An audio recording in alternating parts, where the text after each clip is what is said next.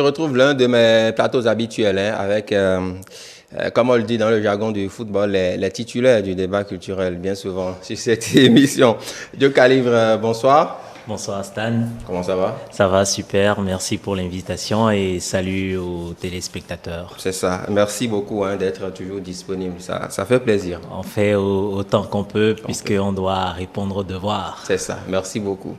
Il y a quelqu'un qui est revenu aussi. Il avait disparu des radars. Il était dans le Koufo et puis avec un tout, avec Bobo et tout ce qui va avec. Voilà. Et bon, il est revenu. Sergino, bonsoir. Stan, bonsoir. Bonsoir aux téléspectateurs. Un plaisir de retrouver le plateau. Ouais, tout à fait. Bobo, il va bien? Ouais, Bobo va super bien, très bien. D'accord. Ouais. Tu es dans son équipe? Ouais, actuellement, je travaille avec lui sur ces 2 prochains spectacles, notamment le spectacle du 30 avril au Moonlight et le spectacle du 7 mai à Parakou. D'accord. Mais tu ne m'as rien dit, j'ai juste découvert ça sur les réseaux sociaux. On aura le temps d'en parler amplement. Ouais, il n'y a pas de souci. Sergino, merci d'être là. Pélagie, Bléoussi, bonsoir. Bonsoir Stan. Ça va? Ça va très bien. Super. Surtout quand Joe est là. Ah d'accord. T'as dit quoi?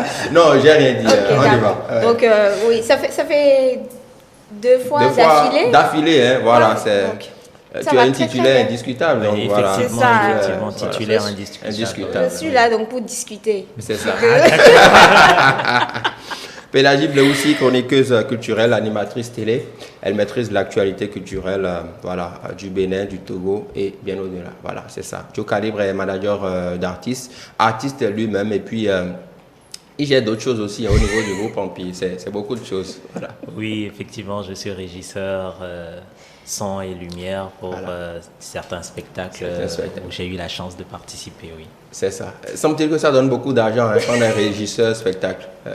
Confirmé, oui. Oui, bien sûr, bien sûr. Je vais pas dire des bêtises. C'est bien payé. Je vous assure, vous devriez inciter vos enfants à développer des facultés pour ça. C'est ça. Moi, je me rappelle qu'on m'empêchait d'étudier ça. Mais aujourd'hui, vous avez raison. Les faits vous donnent raison. Totalement, oui. C'est ça. Merci beaucoup. Chers amis, je ne sais pas si vous avez remarqué, il y a ces artistes qui ont longtemps fait de la musique qu'on appelait de la musique profane, mais qui aujourd'hui ont tourné dos à ce type de musique et qui font désormais du gospel. Il y en a une certaine liste. Shindima avait lancé déjà, elle avait sonné la lettre, beaucoup avaient cru qu'elle faisait dans du cinéma, qu'elle blaguait, mais elle est restée fidèle à sa ligne. Il y a d'autres artistes ivoiriens aussi qui ont commencé justement par délaisser le coupé décalé au profit du gospel et tout. Est-ce que c'est une tendance ou bien la conviction les amène à changer de cap? Quand vous lisez ça, Sergino, qu'est-ce qui vous anime comme première impression? Moi, la première impression qui m'anime, c'est, comme on le dit souvent, seuls les imbéciles ne changent pas. Et donc, à un certain âge de votre vie, à un certain niveau de votre vie, vous êtes amené à opérer des choix compte tenu de la compréhension que vous avez et de l'appréciation que vous avez de la nature et des phénomènes de la nature. Donc moi, la première impression que j'ai, c'est que ces gens-là ont finalement compris qu'on peut réussir dans sa musique sans forcément faire de la musique profane et ont eu une nouvelle foi. Et donc ils se sont dit, à cause de leur nouvelle foi, ils ne peuvent pas continuer dans la musique profane et qu'ils peuvent continuer dans du gospel et s'en sortir également. Raison pour laquelle ils ont opté pour ce nouveau chemin. Tout à fait. Joe Calibre, cela se comprend-il quand on a eu le temps d'avoir des fans, et Dieu sait que c'est difficile d'en avoir, d'en mobiliser sur la durée. Quand quelqu'un comme Shindima a eu le temps de les avoir, de remporter même des trophées avec l'ancien style musical, et qu'elles disent du jour au lendemain qu'elle ne fait plus de la musique profane, qu'elle fera du gospel. Est-ce que cela ne provoque pas un choc déjà au niveau des fans? Avant de répondre à cette question, vous me permettrez de revenir sur un point. Oui. J'ai un gros problème avec cette appellation de musique profane. J'ai Pourquoi? un gros problème avec ça parce que c'est très péjoratif. Parce que c'est un peu comme si on considère que tous ceux qui font tout autre genre de musique que le gospel sont des profanes. Profane, c'est insultant. Donc, je vais vraiment avoir du mal à catégoriser et à rentrer dans ce genre de débat si on ne change pas les termes. Mais si vous ne dites pas profane, vous allez dire Ah non, quoi? autre genre musical. Parce que le gospel est un genre musical parmi tant Parmi d'autres. tant d'autres, d'accord. D'accord, parce qu'on a du jazz, on a plein d'autres musiques qui sont pas du gospel. D'accord? Et le gospel, en fait, c'est pas vraiment un genre musical particulier. On ne dira pas que pour sonner gospel, il faut jouer telle note ou tel temps. Non. Alors que la musique en général, il y a chaque musique avec sa rythmique, avec sa sonorité. Donc, le gospel, qu'est-ce que vous appelez gospel? Quand Johnny Suru fait du gospel, est-ce que c'est le gospel américain? Non, ça reste une musique propre à lui.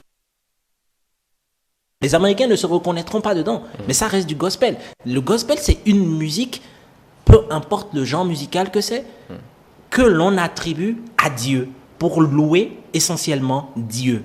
Donc, ça reste du gospel. Donc, on va revenir à ce que les gens trouvent que K.S. Bloom, par exemple, ne fait pas du gospel.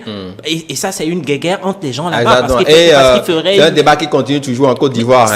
Beaucoup ne le reconnaissent pas comme étant chantre. C'est un débat stérile. Parce que ce n'est pas parce que l'on ne fait pas le genre musical calme avec beaucoup de piano et tout ça derrière que l'on n'est pas en train de faire du gospel. Redéfinissons ce que ça veut dire gospel. Parce que Kérosène, je suis désolé, mais ça reste du gospel sur certains morceaux. Ah ben oui. Ah bon? Et oui, totalement. Parce que est-ce que ça ne se chante pas à l'église? Les gens nous enverront des messages tout à l'heure. Vous diront que bon, c'est pas évident. Je suis vraiment désolé. Je reste campé dans mes positions et j'attends à ce que d'autres personnes viennent me démontrer que ok, en fait le rythme gospel c'est tel temps, c'est tel. Non, c'est pas ça. C'est pas ça. Donc désolé, on arrête de parler de profane.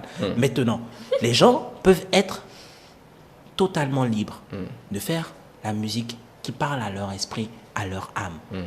On peut taxer des gens de passer d'un genre musical à un autre parce que l'un marcherait mieux que l'autre. Oui, des gens ont déjà eu ce procès-là parce qu'on a trouvé que quand ils étaient dans la musique du monde, c'est ce que les gens de l'église aiment dire. Encore que quand vous dites musique du monde, justement, c'est plus péjoratif que profane d'ailleurs. Parce que là, c'est les gens de l'église. C'est pour cela que j'ai mis l'église. Oui, mais ça, c'est un vocabulaire de l'église. De l'église, c'est ça. C'est un vocabulaire de l'église. Ouais. Donc, quand les gens considèrent que quand vous êtes en train de faire tout autre genre de musique et que ça ne marche pas, vous virez dans le gospel parce que à l'église, vous êtes un peu plus soutenu et ainsi de suite. Donc, vous savez, vice-versa, je considère que un artiste est libre d'aller vers ce qui lui parle le mieux. Certains artistes composeraient de la musique et réussiraient en louant leur Dieu. D'autres n'y arriveront pas et seront de piètres chantres. Donc, je considère que si Chidinma est passé à décider de ne plus faire ou de vouer sa voix qu'à Dieu, libre à elle. Et je considère que ces fans qui sont les plus, les plus fans resteront. Les autres, elle va les perdre, c'est certain. Après, c'est un choix musical et elle choisit d'aller découvrir d'autres fans parce qu'il y en a d'autres qui n'écoutent pas autre genre musical que le gospel. Donc, je pense que c'est un choix. D'accord. Pélagie, est-ce que dans l'évolution de la musique aujourd'hui, quand on a eu à glaner des trophées, à avoir une certaine célébrité avec ce genre de musique, sans départie, est-ce que c'est forcément facile pour l'artiste lui-même ou elle-même, puisqu'on fait focus sur Chidinma avant d'en arriver aux autres, est-ce que c'est si évident d'opérer un choix pareil? Ça ne l'est pas, parce que pour Chidinma, par exemple, j'ai eu à écouter plein de gens qui aimaient beaucoup Chidinma avant avec KDK, tout ça. Ancienne version. Et à dire, elle n'a pas l'onction.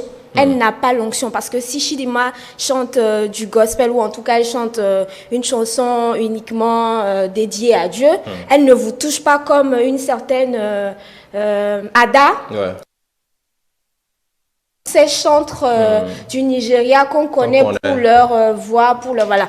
Donc, il y a ce débat aussi de quand vous virez de l'autre côté, même dans l'église ou dans la communauté chrétienne, les gens arrivent quand même à se dire que vous n'êtes pas touché par l'Esprit Saint. Vous n'êtes pas appelé à chanter pour Dieu. Et que vous avez juste fait un choix parce que peut-être la musique que vous faisiez avant ne marche plus. Dans le cas de Chidima, c'est ce qui a été aussi dit, qu'elle a tellement eu à stagner à un moment de sa carrière qu'elle s'est dit revenir à Dieu va peut-être redonner un souffle aussi à sa carrière. Après, moi, je pense aussi que ça peut venir d'une expérience personnelle avec Dieu.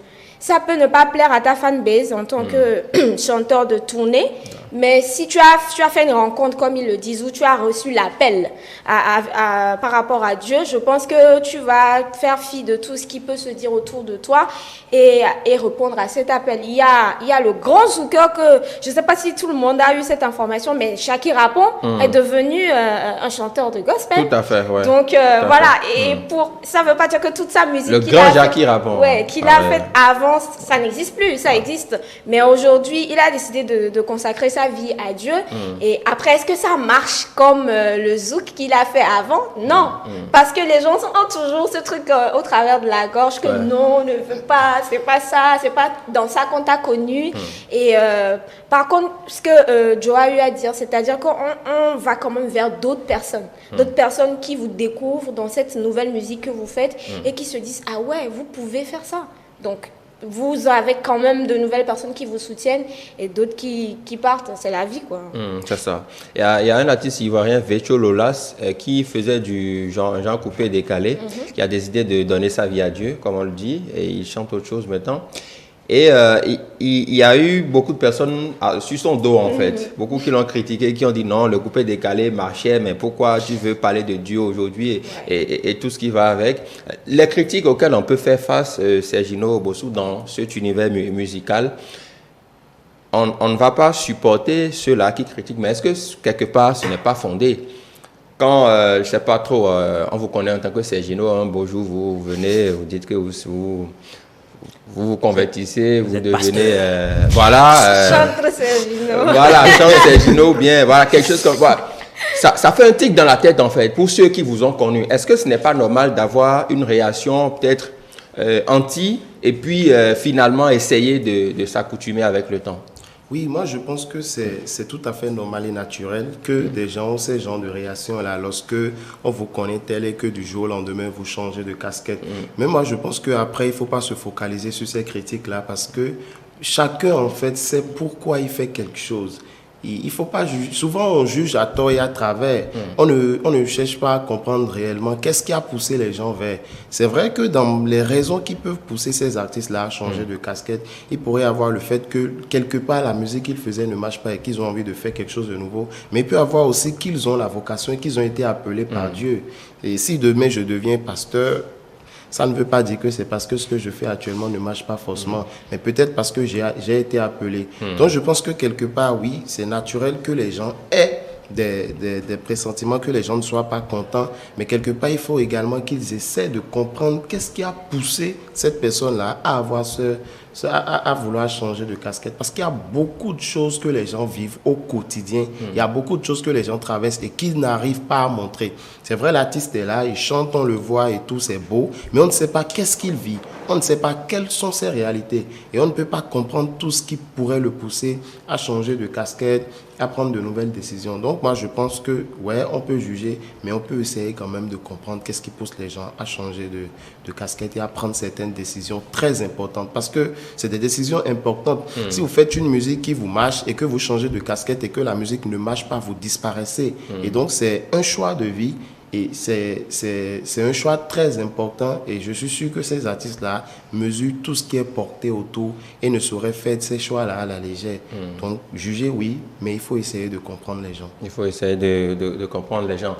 Joe Caleb, on sait que l'artiste, c'est un tout. Hein. C'est à la fois le nom, c'est à la fois l'image, c'est à la fois le style musical aussi, pour ceux qui sont anglophones, qui sont en Côte d'Ivoire et un peu partout. Quand on dit Jackie Rapon, on connaît Jackie dans son style musical, dans ses messages et tout. Alors, quand l'artiste devient chantre ou, je sais pas, chante Dieu désormais, est-ce qu'il va falloir changer peut-être son nom d'artiste, son style musical pour se coller à sa nouvelle façon de voir les choses? Parce que quand on dit Jackie Rapon, ça me renvoie à autre chose, pas forcément à Jackie Rapon chantre. T'en vas pas. Voilà. Donc, voilà quoi. Est-ce qu'aujourd'hui, Shindima va dire, d'accord, je chante pour Dieu, je trouve un autre nom, voilà, façon gospel. Est-ce qu'il faut tout changer carrément, en fait, pour s'adapter à sa nouvelle réalité? Je considère que tout dépend du processus que la personne a entrepris. C'est-à-dire que si la personne considère que son nom d'artiste, et là que je vais vraiment profondément spirituellement, la personne considère que son nom d'artiste est lié à un moi antérieur qui n'existe plus aujourd'hui, cette personne-là va décider tout simplement de laisser tomber ce nom-là et de porter un nouveau nom. Puisque quand tu rentres dans une confession, quand tu as une foi, tu renais. Donc, cette personne va donc se rebaptiser. Alors, donc, on ne sera pas surpris de se rendre compte que cet artiste aura changé totalement de nom, aura changé d'équipe, aura tout changé. Et donc, mais de la même manière, si c'est un virage qui n'est pas forcément, qui n'est pas forcément totalement spirituel, qui est plutôt, ah non, c'est le genre de musique qui me parlait depuis toujours et que j'ai jamais eu l'opportunité de le faire, parce que c'est possible que ce soit ce genre musical qui plaisait, et parce que l'on a besoin d'avoir du succès ou ce genre de choses, on a des producteurs, tout ça, le producteur n'a pas envie de produire ce genre de musique et il te dit, écoute, tu fais ce que moi je décide. Maintenant que je suis devenu artiste et que j'ai ma fanbase, j'ai de l'argent, j'ai tout, je décide de faire la musique qui m'intéresse. À ce moment-là, l'artiste va conserver son nom, parce que changer de nom, c'est très dangereux. C'est très, très dangereux. C'est vraiment, la personne disparaît, et c'est une nouvelle personne qui réapparaît. À partir du moment où vous savez changer de nom, la petite anecdote par rapport au changement de nom, c'était le groupe Factor Inc. C'était le groupe Factor Inc. Ils sont devenus Factor Inc. Ils ont perdu leur fanbase. C'est fini. All Kenry, Kamnous, c'est fini. C'était fini. Ils n'ont pas pu reconquérir. Ils n'ont pas pu récupérer le nom. Ils ont laissé le nom un moment et quelqu'un d'autre est allé enregistrer ça à la SACEM. Waouh! C'est juste, c'est personne d'autre, c'est même pas un artiste. Hein, donc, ils devaient racheter le nom là chez cette personne, ou à chaque fois qu'ils allaient l'utiliser, ils devaient payer un droit. Et c'est fini, ils ont changé, ils se sont dit on va faire Facteur, c'est fini. Ils ont perdu. Donc, on ne change pas de nom comme ça en désordre, non. Il ne faut pas s'amuser à faire n'importe quoi. Et aucun producteur ne tolère ça. Mais par contre, quand c'est un appel à Dieu, vous êtes libre de faire comme vous voudrez. Mais non, moi je dis, quand vous avez été appelé, Sergino disait, ces gens-là vivent des choses dans leur vie. Ouais. Il faut comprendre que des fois, il y a des artistes qui ont des scènes avec 30 000 personnes, 100 000 personnes devant eux. Et quand ils rentrent dans leur loge, ils dépriment. Ils pleurent. Il y en a plein comme ça. Ah ouais. Il y en a qui vont jusqu'à se suicider. C'est pour cela que vous avez plein d'artistes qui tombent dans la drogue, qui tombent dans ce genre de choses. Sincèrement, qu'aurions-nous préféré entre avoir un artiste qui se suicide et un artiste qui décide de chanter pour Dieu, pour conserver sa vie et son équilibre? Je pense que le choix est vite fait. Vous savez, moi, je donnerais tout pour retrouver Diams sur scène. Mais si Diams avait continué, elle se serait suicidée. Et c'est après ça qu'elle est arrêtée. Donc moi, si c'était qu'il fallait qu'elle chante pour Allah, sincèrement, moi, je serais content. J'aurais été content. Donc, sincèrement, il faut pouvoir garder à l'esprit que les artistes font des choix parce qu'ils sont aussi humains. Et qu'à un moment de leur vie, c'est ce qui leur parlait, c'est comme ça qu'ils se sentaient. Ils peuvent décider d'aller vers Dieu et plus tard revenir encore. Ouais. Ça dépend de comment l'on se sent à ce moment-là. C'est ça. Pélagie? Aller, revenir, ça a été le cas de Fanny G. Je ne sais pas, entre-temps, Fanny G a viré. Et là, elle est revenue dans le style qu'on lui connaissait, qu'on adorait et tout. Donc, je me suis dit, forcément, ce que Joe dit, c'est tout à fait réel, en fait. Si il faut faire des choix pour son équilibre mental, parce qu'aujourd'hui, nous tous, nous parlons de santé mentale, et c'est encore pire quand vous êtes une personnalité, parce que les gens ont l'impression que votre vie, c'est la meilleure, c'est beau, tout est rose et tout, mais ce n'est pas vrai. Et vous êtes obligé, autant vous êtes entouré, autant vous vous sentez seul.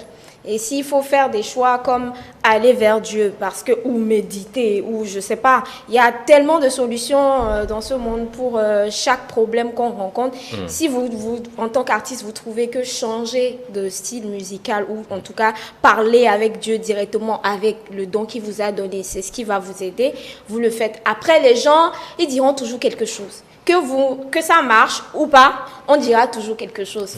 Donc, autant le faire. Et si ça vous plaît, il faut des fois être un peu égoïste. Si ça va vous sauver, vous, tout en essayant de ne pas trop blesser de monde, mais il faut quand même être un peu égoïste des fois. Pas qu'un peu, beaucoup. Alors, est-ce que cela participe d'une certaine tendance quand vous l'observez? Puisque on ne va pas dire que ça devient récurrent, mais bon, de plus en plus, certains artistes tournent dos à ce qu'on appelle la musique profane, pour faire la musique de Dieu, voilà. Et j'ai suivi un peu récemment un débat au niveau de la presse ivoirienne où les gens ne s'accordaient pas et se disent, mais le coupé décalé, nous on a pris ça à un niveau, toi tu laisses ça pour dire que tu veux chanter Dieu. Donc, en fait, les gens n'arrivent pas forcément à comprendre. Est-ce que c'est une tendance aujourd'hui? Bon, l'autre a laissé, il veut chanter Dieu, moi aussi, il faut que je chante Dieu pour voir. Est-ce qu'on doit voir ça sous ce prisme, Joe Caleb, ou bien c'est réellement un appel et puis bon, on va suivre l'artiste? On va dire que ça doit être que l'évangélisation marche, n'est-ce pas? On va dire que c'est l'évangélisation qui marche. Je considère que tout est une question de processus, de vague, de montée et de descente. D'accord? Il y a le mouvement, il y a le repos. Donc, actuellement, c'est ça. Ça marche mieux, c'est bien. Ça va concourir un peu à peut-être un redressement des mœurs et des thèmes, des chansons. Parce qu'il faut reconnaître que les thèmes des chansons sont vraiment de plus en plus... Les thèmes sont vraiment de plus en plus tranchants et corsés, oui. Donc oui, un peu de douceur, un peu de Dieu parmi tous ces thèmes-là. C'est vraiment, oui, ça nous agrée énormément, oui. D'accord. Merci beaucoup. On attendra de voir ce que ces artistes-là vont nous proposer. De toutes les façons, ils n'auront plus leurs anciens publics. Ils ne vont plus partager forcément les anciennes scènes. Parce que c'est ça aussi. Après, ça dépend de comment tu fais. Parce que KS Bloom, par exemple, il partage des scènes avec tout le monde. Tout à fait. Donc, récemment, ça dépend de il a comment même fait un carton. Voilà, il a fait déjà un concert symphonique et tout. Après, il a fait un concert comme on le connaît, classique. Ouais. Je crois qu'il faut être intelligent aussi dans la façon de rediriger sa carrière. Et c'est ce que KS Bloom fait. Si tu te dis que non, tu vas prendre Psaume 45 et dis ça et puis aller au studio. Parce qu'il y a des gens aussi qui font ça. C'est-à-dire qu'ils sont tellement paresseux que... Non, franchement, moi je connais... Franchement, il y a des artistes qui sont devenus chanteurs ou je sais pas trop quoi et qui sont tellement paresseux. C'est-à-dire qu'ils prennent 2 ou 3 phrases de la Bible là et ils chantent ça pendant 3 minutes et puis c'est fini quoi. Ils ont fini de chanter. Et franchement, quand même, Dieu non. Je veux pas... Dieu n'aime pas les paresseux. Donc, il faut franchement arrêter de comment salir le nom de ceux qui sont vraiment appelés à sortir et à ramener des âmes vers Dieu. Parce que ça peut être une tendance. Parce qu'aujourd'hui, le monde est tellement triste qu'on a besoin de savoir qu'il y a un être suprême qui veille sur nous, qui écoute nos prières. C'est pour ça que Kérosène, il marche de ouf. Parce que tout ce qu'il chante, on vit aussi ça. On a envie que Dieu fasse pour nous ce qu'il a fait pour lui.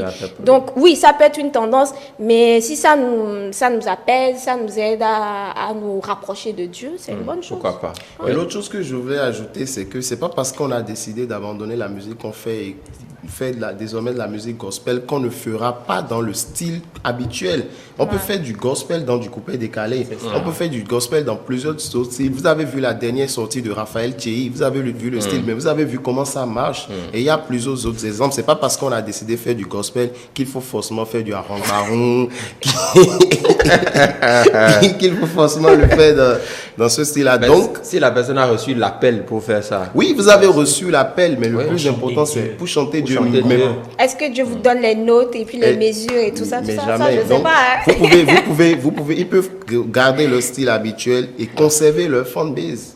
C'est possible. possible. C'est vrai, il y a forcément des gens qui vont partir, forcément, parce que eux, ils veulent toujours entendre le bo là. Mais Qu'on peut faire du bo avec Dieu. en parlant de Dieu. encore quand même, on peut le Est-ce faire. que Dieu en parlant aime le de bruit? On loue Dieu, non? Bon, c'est une question. Les moi, je louanges sais pas. se font Je trouve pour que Dieu savez- aussi, non? Les louanges ne Les sont louanges, pas c'est- douces, ce c'est sont du les bruit, non? adorations qui sont Oui, douces. ce sont les adorations qui sont Mais les Ah, c'est bon, intenses. d'accord. Bougez pour Jésus. J'ai eu la chance et l'opportunité. Oui, de travailler gardez le avec fil de vos idées, ne les perdez pas. s'il vous plaît. Je sens que Sergino a l'appel. L'appel, ça vient. Allez-y, Joe Karim. Oui, j'ai eu l'opportunité de travailler avec une église dernièrement. Ouais. Et je vous assure que j'ai assisté au culte, à leur culte. J'étais stupéfait de me rendre compte que, déjà, ça a duré vraiment longtemps.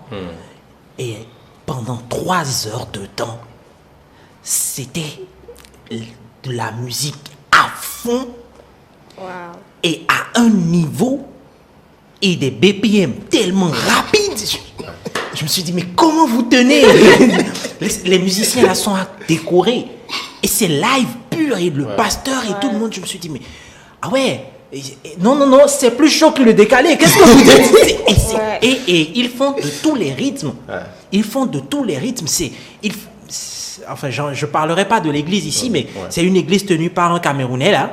Et je vous dis, ils ont les rythmes camerounais, les rythmes Yoruba, ils ont de tous les rythmes. Et ça tient pendant plus de 3 heures de temps. Ça tient le public en haleine. Non, ça tient les fidèles en haleine. Le public en a Les fidèles en ouais. haleine. Non, pour moi, c'était inhabituel parce que pour un concert, habituellement, j'ai des... C'est creux. C'était creux, ça monte, ça descend, des gens qui descendent, des animateurs qui viennent présenter. Il y a un calme. Mais ce que je vous dis, 3 heures de temps et c'était à fond. Je dis, ah ouais, si après ça tu rencontres pas Dieu, il y a un problème. D'accord, Joe Karim, merci beaucoup. On va parler rapidement de Angélique Kidjo. On la connaît, elle fait notre fierté. C'est son 5e Grammy Award qu'elle a décroché récemment, il y a quelques jours en arrière. C'est quand même...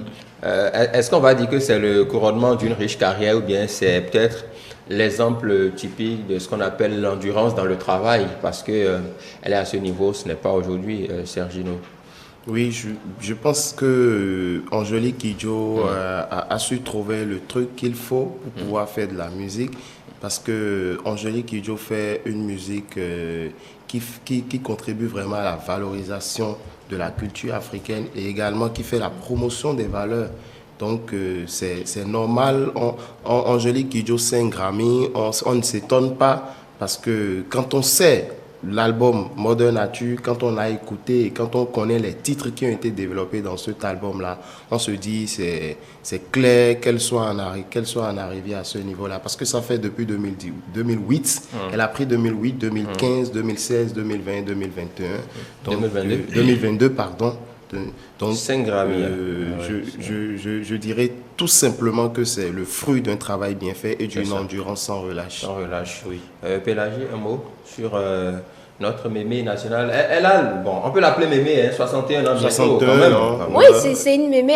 Après l'avoir dépensé de l'énergie sur scène, on ne se dit pas que c'est une mémé. On aurait dit le feu Manu Dibango. Ouais. On n'aurait pas dit qu'il était aussi âgé. Et quand on le voit sur scène, Angélique Kidjo a eu son Grammy et les gens ont dit ce qu'ils devaient dire. Mais en fait, quand il faut être honnête, Angélique Kidjo fait aujourd'hui, nous sommes à une époque de l'humanité où l'environnement, c'est la chose qu'on chérit la plus. Enfin, il y a des COP 22, des tables rondes, des tables rectangles pour parler de l'environnement, de l'effet de l'homme sur l'environnement, de qu'est-ce qu'on va laisser à nos enfants, de comment protéger cet environnement-là. Sinon, on va avoir des problèmes. Actuellement, l'Afrique du Sud est sous les eaux et il y a des déplacements de terrain. Donc, tout ça, quand Angélique Kidjo réunit tout ça, moi je n'ai l'album précédent qu'elle a repris, Célia. Oui. Je me suis dit que c'était quelque chose qui existait déjà, qu'elle a essayé d'épicer à sa sauce et tout, et voilà. Mais écouter Modern Nature de Angélique Kidjo, c'était vraiment une redécouverte de la dame. C'est un album qui est dansant, mais c'est un album qui a des messages très très importants. Et si elle n'avait pas choisi ces genres, en tout cas ce style, pour passer le message, ça aurait été un album ennuyeux. Parce que c'est un album qui est tellement sérieux que si on n'avait pas eu ce truc entraînant avec Mr. Easy, Burna Boy, Zainab, Lionel Loueke, tout ce beau monde qu'elle a réuni, et le grand Salif Keita, avec ce Africa, et c'est en fait... Tu peux fredonner ça, oui. Africa. Donc, franchement...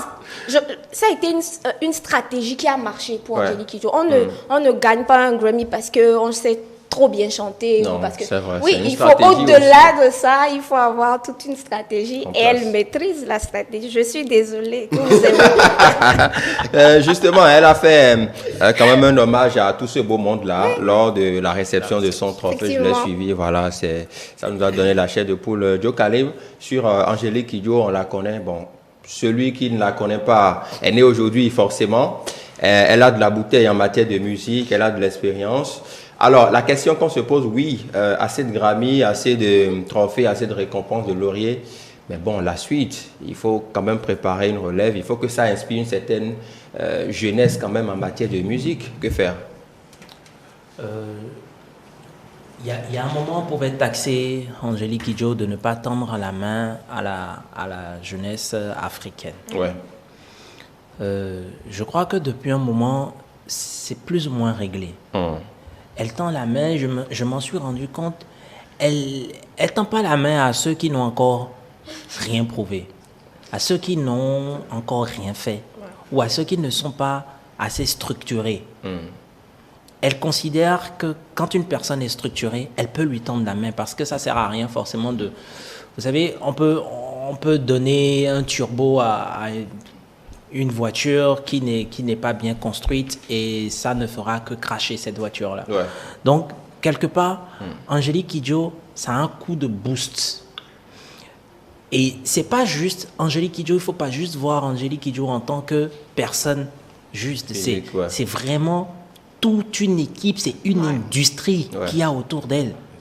Et c'est pour cela que ça ne peut que marcher. Chaque 2 ans maintenant, je pense chaque 2 ans, chaque 3 ans, elle va nous rafler quelque chose.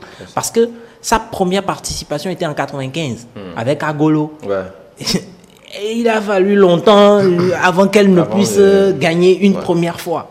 Non, elle a eu le temps de faire ses preuves, de faire le tour du monde N fois, de rentrer dans les rouages, de comprendre comment ça se passe, de travailler avec les faiseurs de Grammy, parce qu'il y a des gens qui sont des faiseurs de Grammy, des gens qui sont des compositeurs qui font que vraiment quand ta musique là, les gens ils vont écouter, ils vont forcément voter. Elle est rentrée dans le truc qu'il faut. Et ça fait que aujourd'hui, Angélique Kidjo tend la main.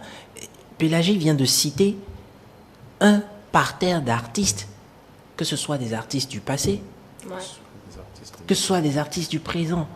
Et Angélique Kidjo a compris, pour pouvoir rester dans la mémoire de la nouvelle génération, il faut qu'elle s'associe avec les gens de la nouvelle génération. D'où son premier feat avec Yemi Alade. Ça a tout de suite fait que des gens... Ah bon, c'est qui? Et pour les gens, pour les Nigériens, ils savent, pour eux, c'est même pas une béninoise. C'est même pas une béninoise. Donc, progressivement, Burna Boy, Easy, Mr. Easy, elle n'arrête pas. Et là, on se disait, quand est-ce qu'elle allait faire des feats avec des Béninois? Elle a fait des feats avec Zainab sur son album. Mais bien avant, il y a Dibi Dobo qui avait déjà fait des feats avec elle. Même Kalamoulaye. Donc, ce que je dis, c'est qu'est-ce que les gens, ils en font? Ouais, j'ai entendu parler. Qu'est-ce que les gens, ils en font? C'est ça le truc, parce que elle peut faire le feat avec toi, partager, mais si derrière, ton équipe n'est pas suffisamment bien structurée pour... Ça plombe. Donc après, elle est un peu, pour le rang qu'elle a, elle ne peut pas forcément faire des morceaux avec des gens qui seront des flops. Peu importe la force de ton morceau, si tu ne le pousses pas, si tu n'as pas les moyens financiers et les équipes autour pour pouvoir porter ton morceau, ça sera un flop. Donc on peut comprendre aussi qu'elle ne veille pas forcément s'associer à tout le monde. À tout le monde, ce qui n'est même pas possible. Hein. Elle ne peut pas le faire avec tout le monde. Aujourd'hui, c'est la Mama Africa. C'est après Myriam Makeba. C'est ça. Mais c'est simple, il n'y a pas de discussion à ce niveau. Clair, le c'est record clair et des c'est net. artistes qui reçoivent des Grammy en Afrique. Des Grammy, tout à fait, ça. tout à fait. Merci beaucoup. Alors, chers amis, on a parlé de nos deux sujets. Vous savez, la nouveauté ici, c'est qu'on essaye de créer des choses aussi. Vous comprenez? On essaye de trouver... Non, on ne comprend pas. Pas encore. Ton histoire. Je crains de comprendre. J'espère que c'est pas la partie où on demande aux gens de danser. Je l'ai fait ça dans ce pays, pas jamais oublié, quoi. C'est les téléspectateurs qui en profitent. Oui, tout à fait, voilà. Mais aujourd'hui, ils vont profiter d'autres choses. J'ai quelques images insolites sur Internet, de petits messages, et vous allez essayer de les commenter. Chers amis, on va voir quelques images. On commence par la toute première. Regardez ça, quelque chose vu sur Internet. Qu'est-ce que tu nous proposes, la toute première? Voilà. On dit, pourquoi est-il interdit à la femme de manger la vipère? Réponse, on ne mange pas sa sœur. Ça, c'est une réponse d'un homme qui est très aigri. Il a été malmené par les femmes et donc on comprend. Il n'a pas eu beaucoup de chance avec la gente féminine. C'est pour ça qu'il pense que toutes les femmes sont des vipères. C'est pas possible. Bon, c'est vrai que je t'avais pas donné la parole. J'ai pris la parole, je suis désolée parce que je suis la seule femme ici. Ouais. Et il faut quand même que je représente.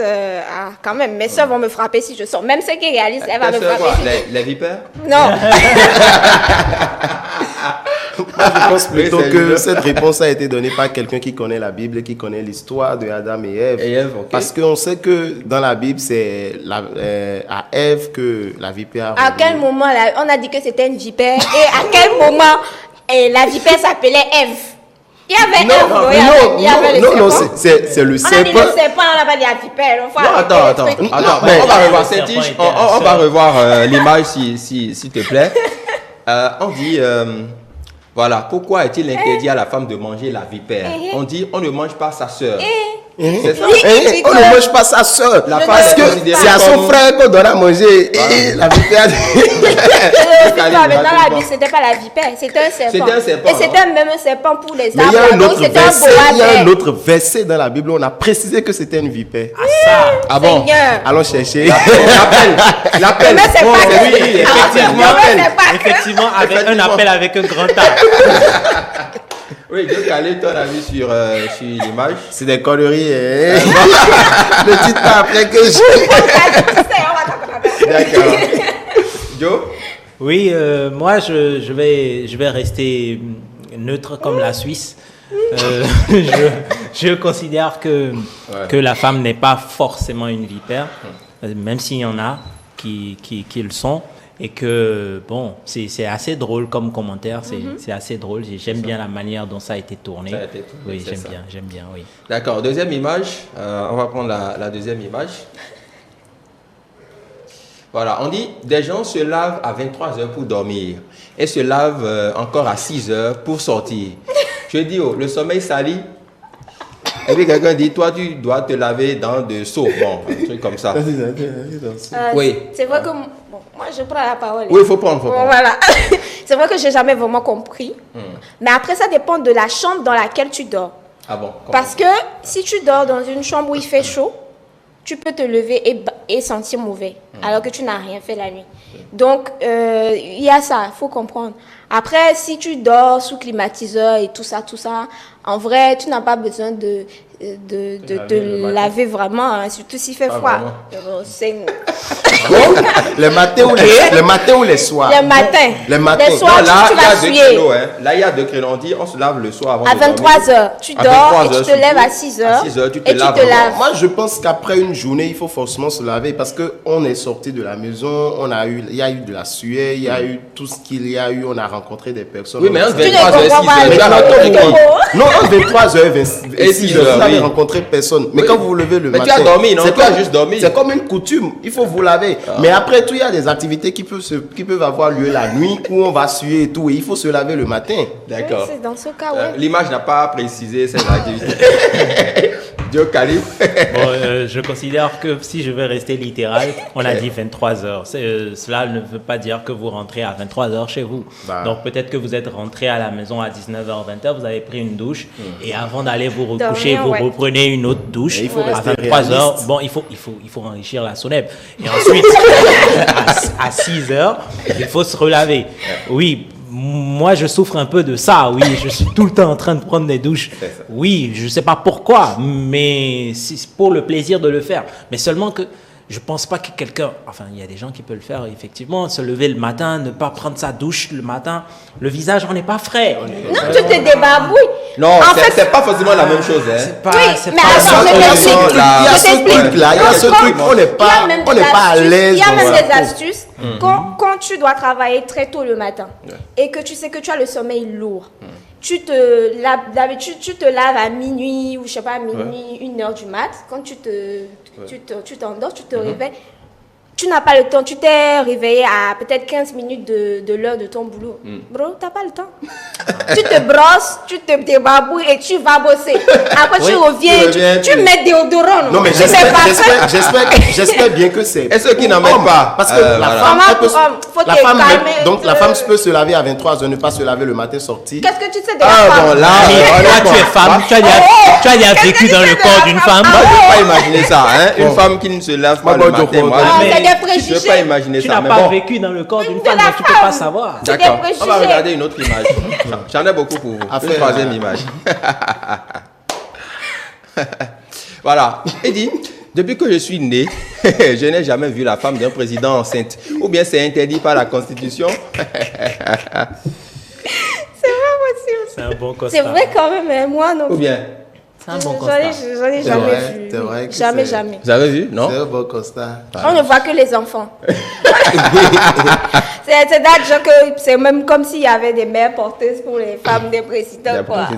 Non, mais bon, il faut dire que il faut avoir un certain âge avant de devenir président de la République. Et on estime que les gens, souvent, qui sont présidents de la République, c'est des gens qui ont déjà quand même fini de faire d'enfants, qui ont déjà eu un certain niveau et un certain âge. Et donc, en étant en fonction, ils n'ont pas forcément besoin d'avoir de nouveaux enfants. Ne demandez pas. Les gens qui sont au pouvoir pendant 30 ans, c'est quand leur enfant 15 ans, 16 ans. Donc, qu'est-ce que tu dis? Ouais, ça aussi. Mais il faut dire aussi qu'il y a des premières, il y a des premières dames parfois qui disparaissent. Si vous avez un président qui apparaît une fois, je ne parle pas d'un cas précis, mais si vous avez un président qui apparaît une fois l'an et qu'il apparaît une fois l'an avec sa femme, le temps qu'il apparaisse l'année prochaine, il a déjà son bébé. Et la femme fait son enfant un mois après, vous ne saurez même pas qu'elle a eu un enfant. Ouais, c'est ça. Surtout quand il y a les moyens, tout ce qui va avec Joe. Oui, bon, il a parlé de la femme du président, mais il n'a pas parlé de la première dame. Donc, c'est... Oui, mais tu sais, Seigneur, les académiciens. En fait, on sait tous qu'on fait allusion à la première dame. Tu sais, c'est... Ah non, soyons précis. Il y a des pays qui n'ont pas de première dame. Soyons précis. Non, là, nous sommes dans ce qui est beaucoup plus qui n'est pas carré. Oui, parce que moi, je me rappelle que du temps de Kérékou, pendant qu'il était au pouvoir, il y avait plein de femmes qui étaient enceintes de lui et qui ont eu des enfants par la suite pendant qu'il était au pouvoir, mais c'était pas les premières dames. Donc oui, c'est juste que on ne voit pas la première dame enceinte, c'est tout. Mais sinon, oui, il y a des dames, il y a des femmes enceintes, oui, bien sûr. C'est possible. Bien sûr. D'accord, merci beaucoup. On va s'en arrêter là. J'ai une autre, mais bon, on va s'en arrêter là. Comme tu doutes. Non, en fait, ça va créer. non. Je vais ramener ça samedi prochain. Merci beaucoup. On va casser les papous. Cher Gildo, merci beaucoup. Vous êtes journaliste culturel. Toujours un plaisir de passer par ici. Plaisir partagé. Joe Calif, artiste, manager d'artistes, merci beaucoup. Pélagie Bleu aussi, chroniqueuse culturelle, animatrice télé, devant l'éternel. Et les hommes. Et les hommes aussi. Merci. Merci à vous.